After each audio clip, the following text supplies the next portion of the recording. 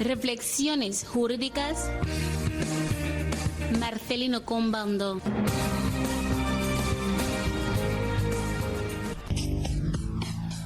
Iniciamos el programa de hoy felicitando al doctor Sergio Sona Beso Tomo por su recién nombramiento mediante decreto presidencial número 84/2024 de fecha 19 de agosto al cargo de ministro de Estado a la presidencia del gobierno, encargado de las relaciones con el Parlamento y asuntos jurídicos. Como venimos diciendo en capítulos anteriores, para nosotros es un honor contar con figuras como usted en el país y también por su participación en el programa de Reflexiones Jurídicas, doctor. Muchas gracias. Soy servidor público y donde me coloca jefe de Estado, a servir al pueblo.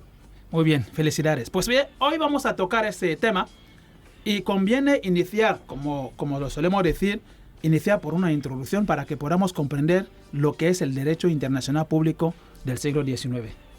Muchas gracias, Mateo. Primero decir que esta conferencia fue dictada el pasado 22 de octubre por un doble motivo. En primer lugar, era el inicio del año académico en la T-Yellow and Business School, la Escuela Superior Universitaria de Derecho y Negocio de Banapá. Y por otra parte, el 22 de octubre he cumplido 25 años de ejercicio profesional.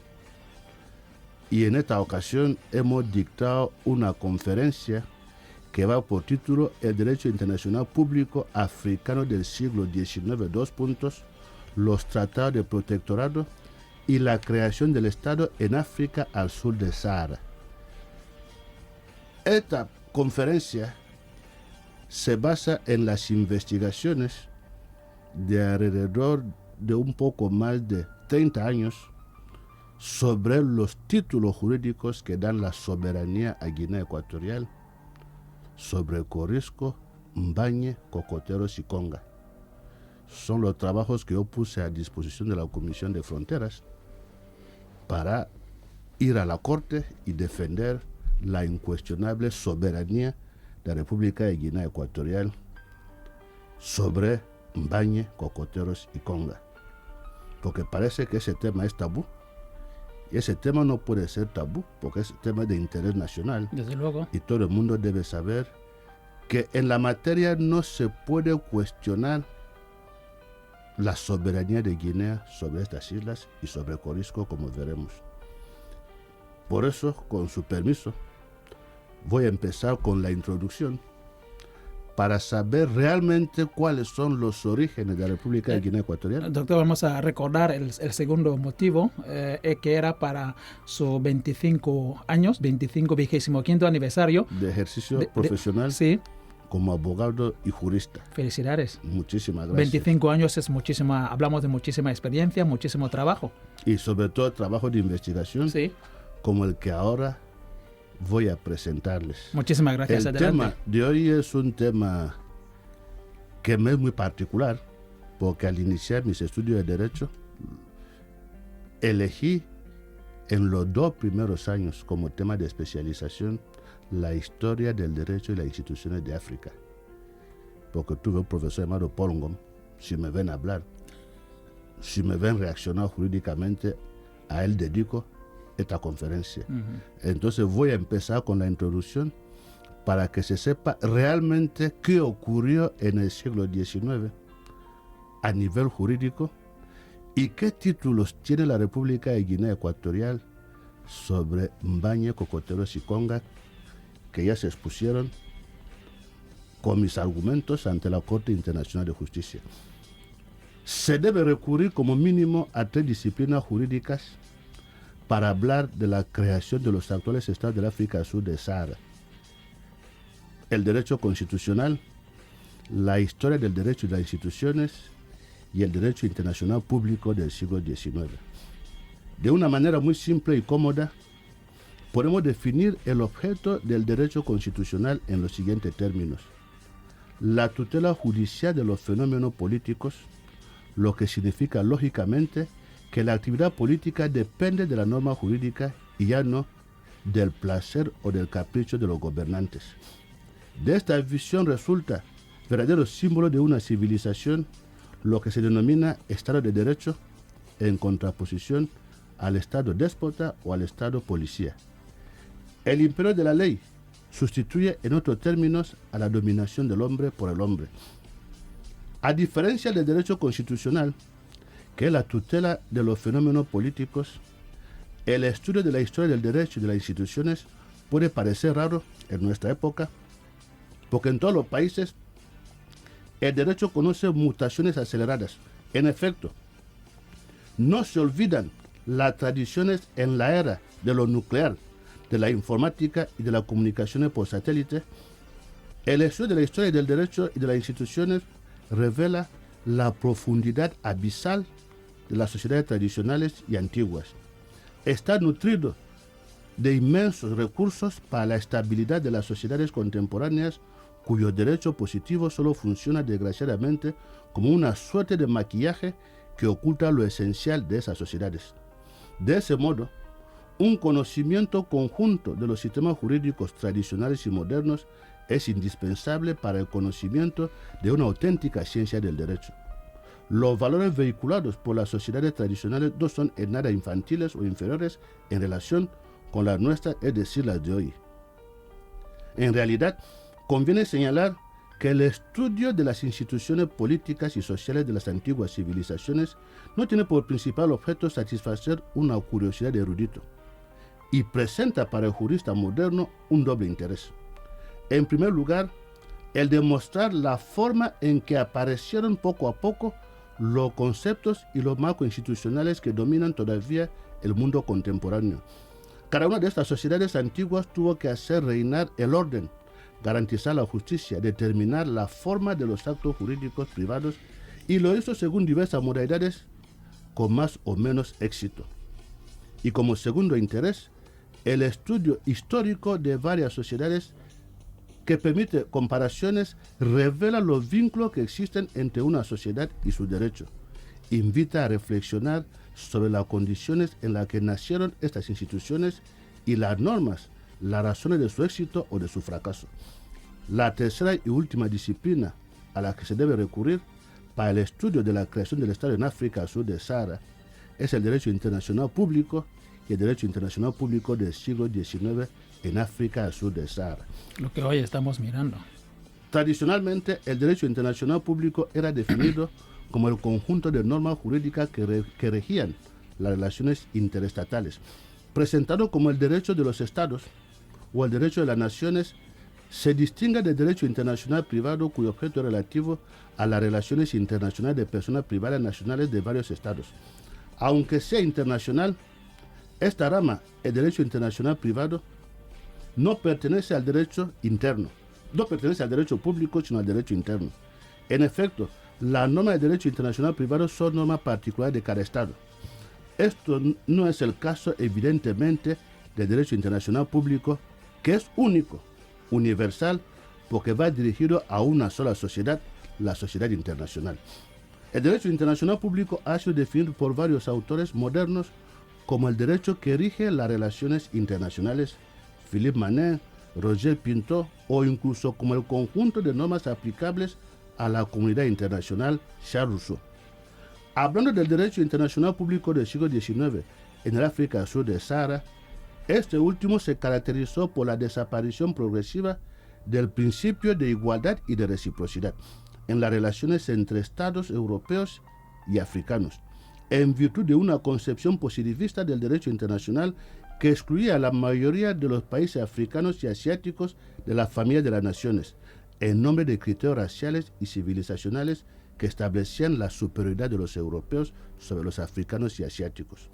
Conviene recordar que en el derecho internacional público de los siglos XVII y XVIII prevalecían los principios de un derecho de las naciones clásico, elaborado por autores como Hugo Grocio o Emer de Vatel, que atribuían a todas las naciones una igual dignidad y una capacidad jurídica para establecer sus relaciones en un pie de igualdad.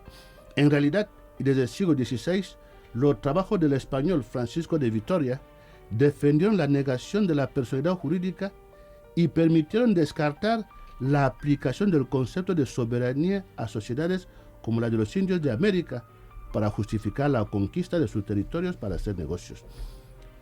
Es este no reconocimiento de la soberanía en África que justificó que se declarase a los países africanos al sur del Sahara como tierras vacantes y sin dueño.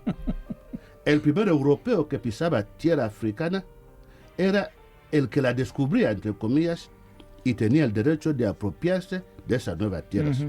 Sin embargo, y pese a la negación de la soberanía a los países africanos al sur del Sahara, los estados europeos firmaron con los reyes y jefes africanos los denominados tratados de protectorado que sirven todavía hoy para la delimitación de la frontera de los estados africanos al sur del Sahara.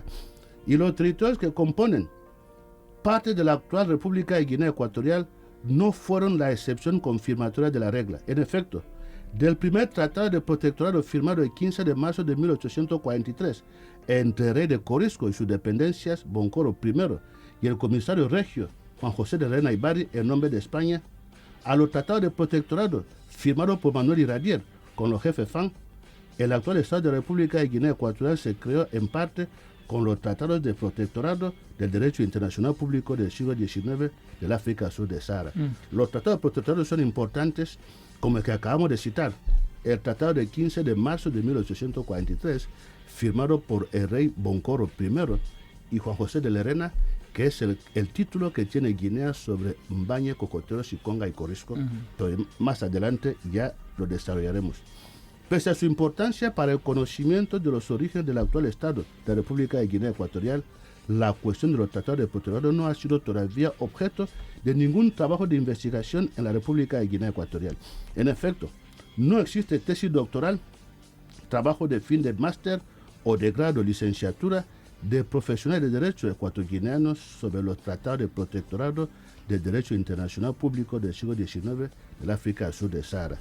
En este ensayo, nuestra intención es divulgar los trabajos de investigación que he realizado sobre los tratados de protectorado en África al sur del Sahara en general y en particular en los territorios de la actual República de Guinea Ecuatorial desde la perspectiva del derecho internacional público africano del siglo XIX. Por ello, el plan de este ensayo constará de las tres partes siguientes. En primer lugar, examinaremos los tratados de protectorado firmados por los estados europeos del África Sur del Sahara. En segundo lugar, estudiaremos algunos ejemplos de los tratados de protectorado firmados en África Central y en la actual República de Guinea Ecuatorial. Y por último, presentaremos la validez jurídica de los tratados de protectorado como instrumento de derecho internacional público.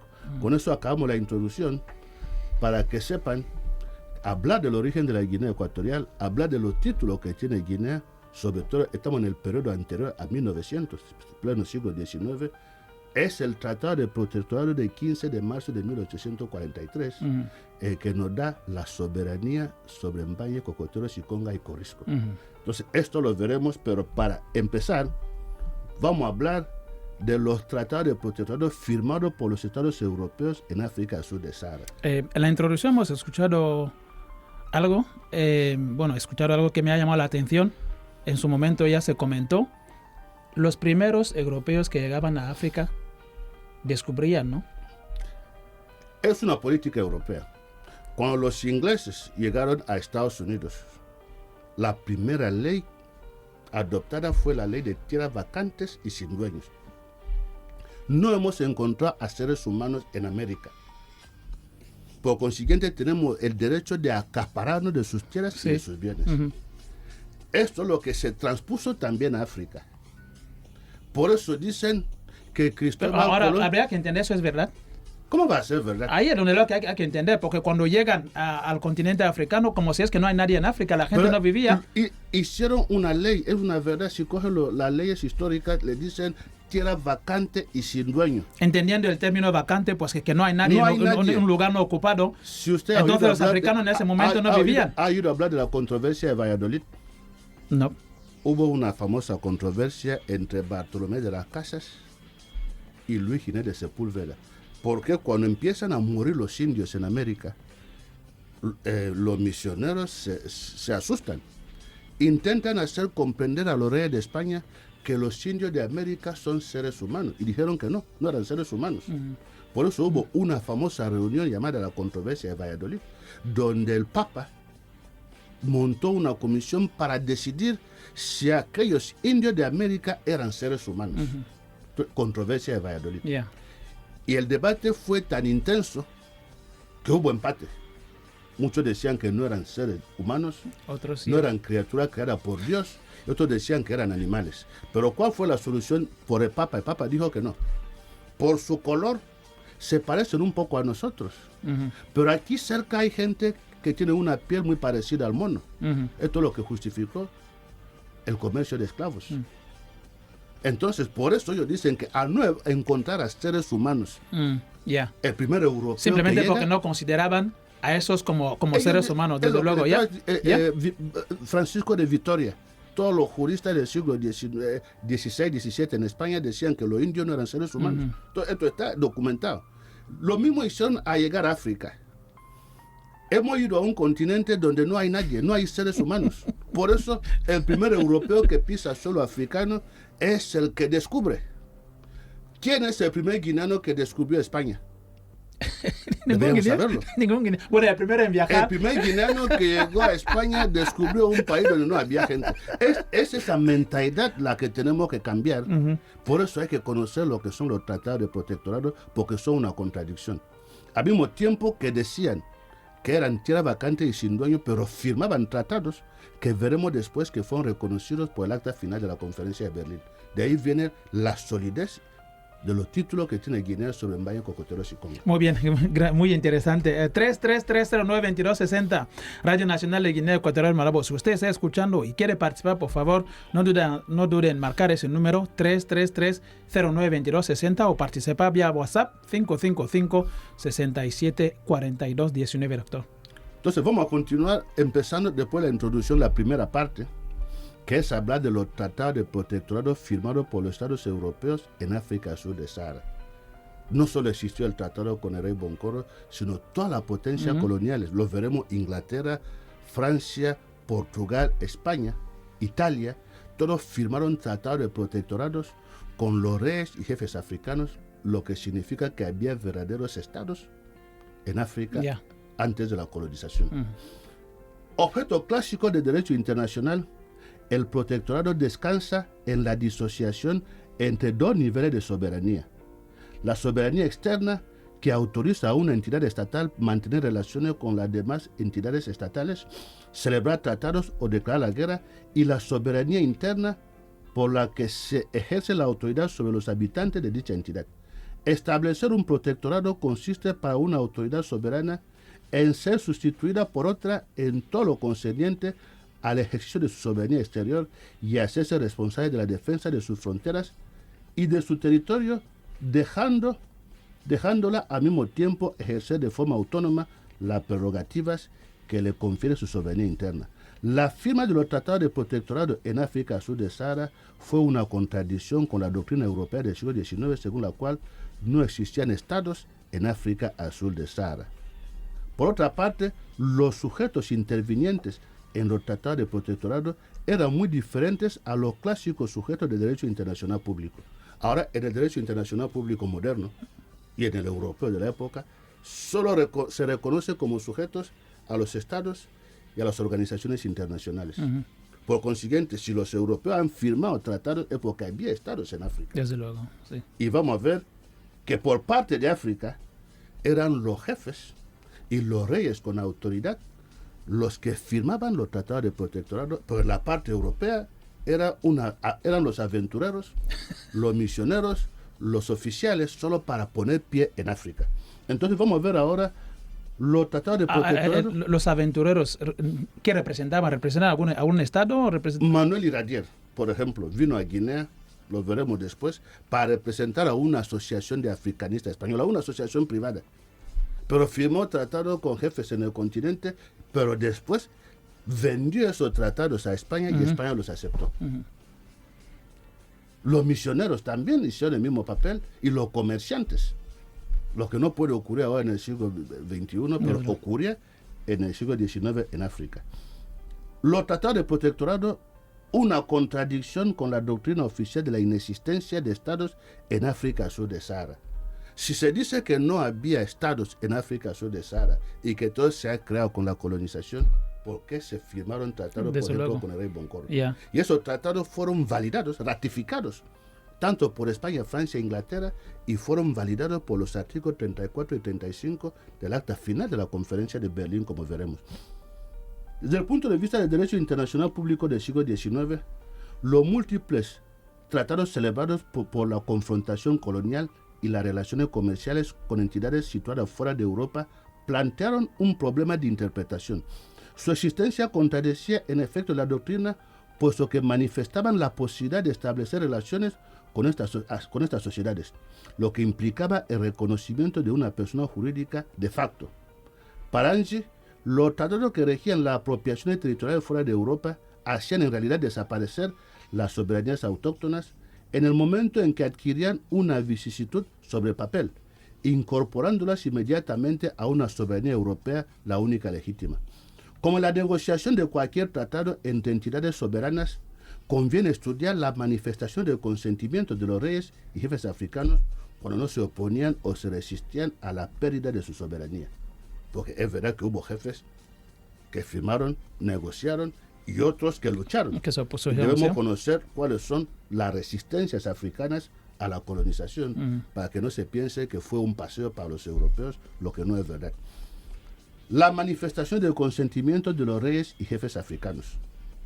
Como primer ejemplo de manifestación del consentimiento a los tratados de protectorado, deben citarse las anexiones a las que procedieron Faidherbe y sus superiores en los años 1870 y 1870 en el Senegal meridional, desmantelando progresivamente la Confederación de Futa-Toro.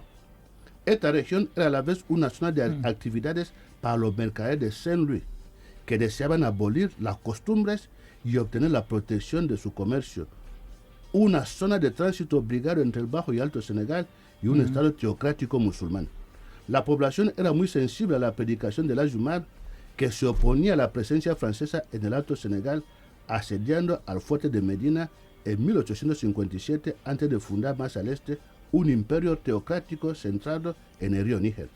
El Futa-Toro constituyó pues una zona de resistencia a la progresión francesa hacia el Alto Senegal desde los inicios de los años 1850. La estrategia del gobernador Faidherbe fue separar progresivamente todas las provincias de esta confederación para aislar al Futa central, ya debilitado por la migración de una parte de sus habitantes que fueron a unirse a El Ayumar. Este fue el caso de Dimar en 1858, después en 1859 del Toro y Damga, situados en una y otra parte del Futa central. El tratado celebrado con el jefe de Toro fue aquel donde la manifestación de consentimiento fue más clara. Vamos a citar los artículos de ese tratado. Artículo primero. El Toro, reconociendo que su unión política con el Futa le ha sido más perjudicial que útil y deseando asegurarse para el futuro la protección de los franceses y una paz duradera con ellos, declara formar en el futuro un Estado independiente. Artículo 3. El gobernador reconoce la independencia de ese nuevo Estado y de su jefe electo. Le promete ayuda y protección contra los enemigos que podría suscitarle el presente tratado, y en particular en el caso de que los poblados que forman el límite del Toro, del lado de Futa, sufriesen daños de parte de ese último país, el gobernador promete construir una torre en el lugar más conveniente para asegurar una protección eficaz del Toro. Ahí acaba la citación de los artículos. Otra manifestación del consentimiento a un tratado de protectorado en Senegal fue la aceptación formal por Lat Dior, Damel, rey de Cayor, de la cláusula del tratado de 1871 por las que los franceses le restituyeron la soberanía sobre el Cayor, que habían anexado bajo el reino del precedente Damel, rey, amputando al mismo tiempo al reino de 5 de sus provincias. ¿Qué dice el tratado? De parte de Lat Dior, rey de Cayor, al gobernador Valier, el saludo más completo. Yo os hago saber que yo, Lat Dior, acepto las condiciones que usted me impone para el país de Cayor, sépalo con seguridad, saludo. Otra manifestación de voluntad. La condición que usted me impone. Me impone lo que él puso. Otra manifestación de voluntad a un tratado de protectorado es el Tratado Germano-Douala, de 12 de julio de 1884, firmado entre dos sociedades mercantiles alemanas y los reyes Ndumbe Lobe y Aquadica de Douala. De Camerún, Camerún, sí. La base de la creación del Estado de Camerún es el Tratado de Protectorado Germano-Duala de 12 de julio de 1884. Entonces, cuando se habla de la frontera con Camerún, hay que conocer esta cosa.